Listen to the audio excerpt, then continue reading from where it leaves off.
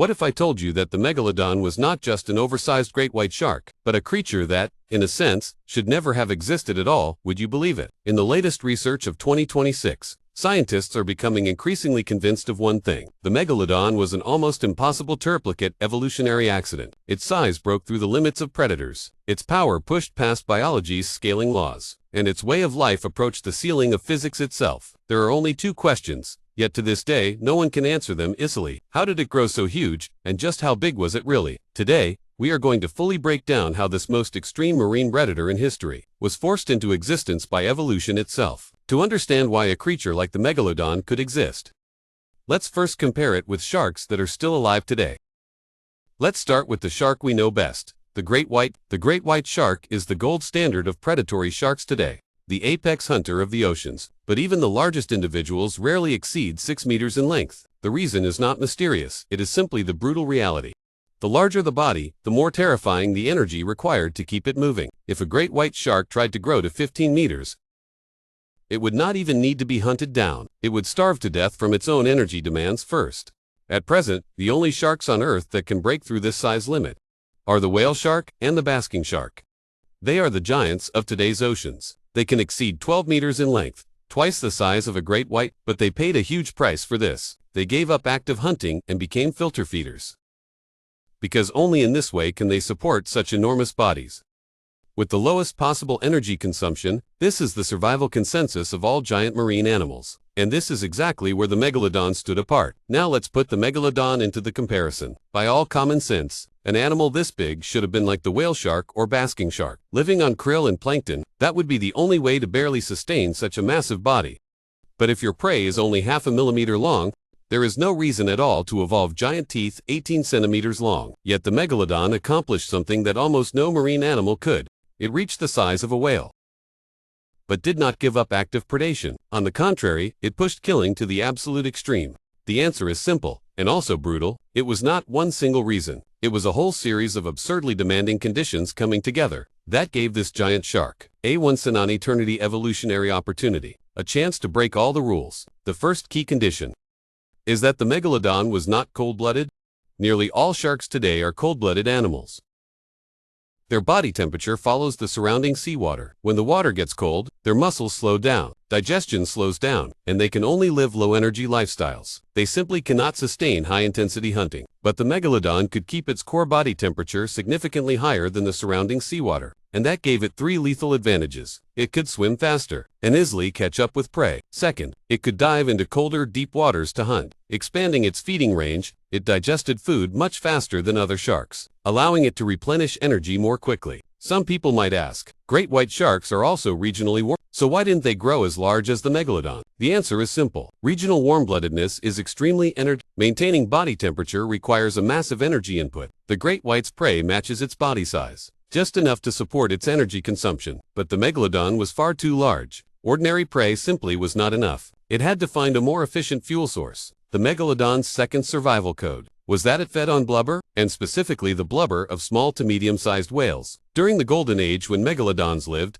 the oceans were full of small and medium-sized whales and large seals. Their bodies were packed with fat, and blubber is the most energy-dense substance in the ocean. Essentially, high-octane gasoline. For the only blubber could keep its regionally warm-blooded engine running. If it had hunted fish like a great white or eaten plankton like a whale shark, then either it would not find enough food, or it would spend more energy than it took in, and eventually starve to death.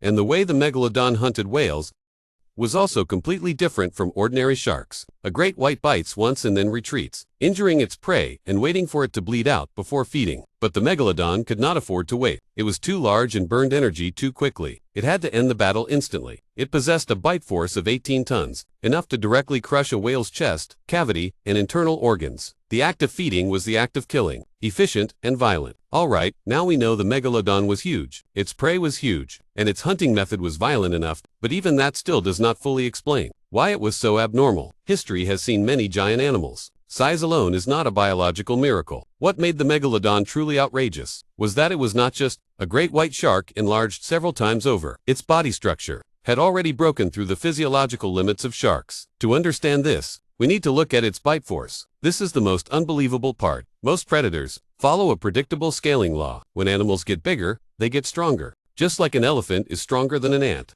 But biology eventually runs into a wall. And that wall is this.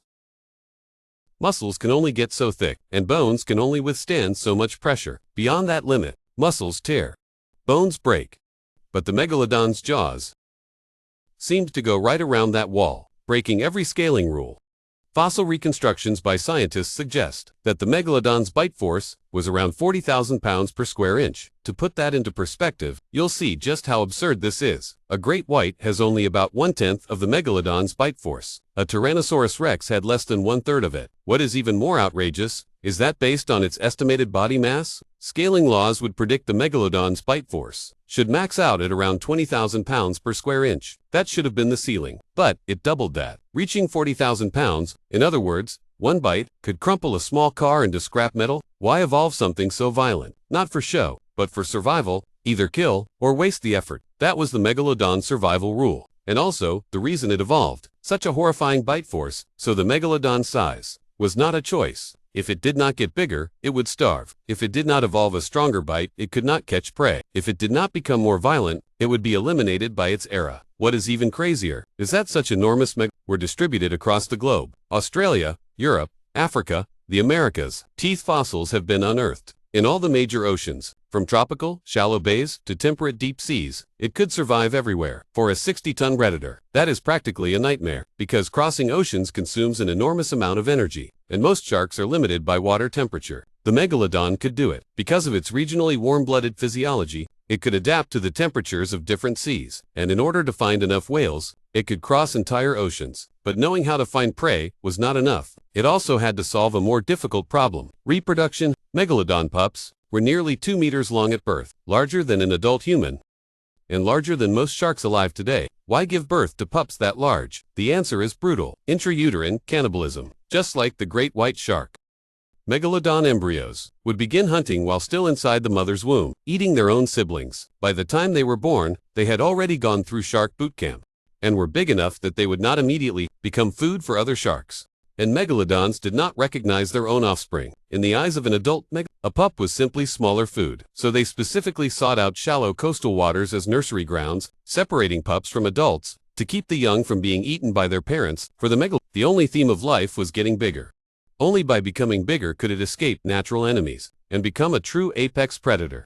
At this point, some people may ask, if an 18-meter megalodon was so powerful, why did it not keep getting bigger, growing to 60 meters, and becoming the true ruler of the oceans? Because it ran into the iron law of physics, the square-cube law. Put simply, when an animal's size doubles, its weight does not merely double, it becomes 8 times greater, while its surface area only becomes 4 times greater. That means every extra meter of length imposed a huge biological tax on the megalodon. By the time it reached 18 meters, it was already approaching the physical limit of a shark's body. On the one hand, body mass increased too quickly, and its heart simply could not pump blood. On the other hand, a shark's skeleton is made of soft cartilage, not hard bone. Too much weight would deform the cartilage and prevent it from supporting the body. And the larger the body, the stronger the heat retention. Once it exceeded the limit, it would no longer be able to expel internal heat. The friction from muscle movement alone could effectively cook its internal organs. So, 18 meters was the ceiling for shark body size. But here is the problem: when your entire life exists around becoming as large as possible, then once size is no longer an advantage,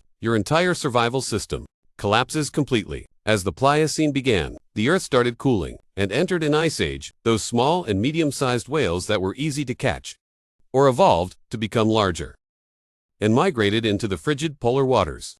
And although the megalodon was regionally warm, it still could not endure the extreme cold of polar waters for long. It was like a person running 10,000 kilometers just to eat a single bite of bread. It simply was not worth the cost. It encountered a true competitor.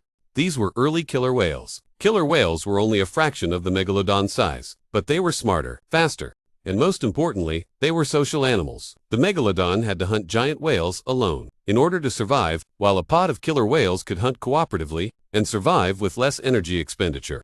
And so, little by little, now comes the strangest part. After the megalodon disappeared, no other creature ever took its place. Usually, when an apex predator goes extinct, evolution quickly produces a replacement. When the dinosaurs disappeared, mammals rose. When giant marine reptiles vanished, sharks rose. When one kind of animal disappears, Another kind usually fills the ecological niche it left behind. It maintains the balance of the ecosystem. But after the megalodon went extinct, the top ecological niche it left behind, it has remained empty to this day. And today, the animals closest to the megalodon's niche are not great white sharks. They take on the ecological role of controlling and killing large animals, and they also hunt bigger whales. The core reason sharks could not replace the meg is only one thing. Sharks cannot live socially. They are good at tracking blood, sensing the movement of prey, but they are nowhere near the intelligence level of killer whales.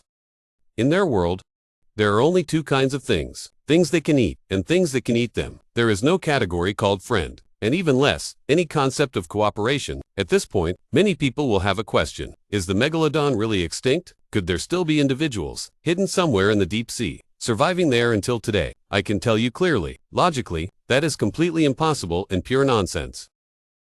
The deep sea is a biological desert. There is not even enough high-calorie food there to support a 3-meter-long cold-blooded shark, let alone a 60-ton regionally warm-blooded megalodon. The whales it depended on for survival simply do not exist in the deep sea. Even if a megalodon were alive today, it would starve to death from lack of food. So all those rumors about deep-sea megalodons are nothing but myths. So yes, the megalodon really is extinct.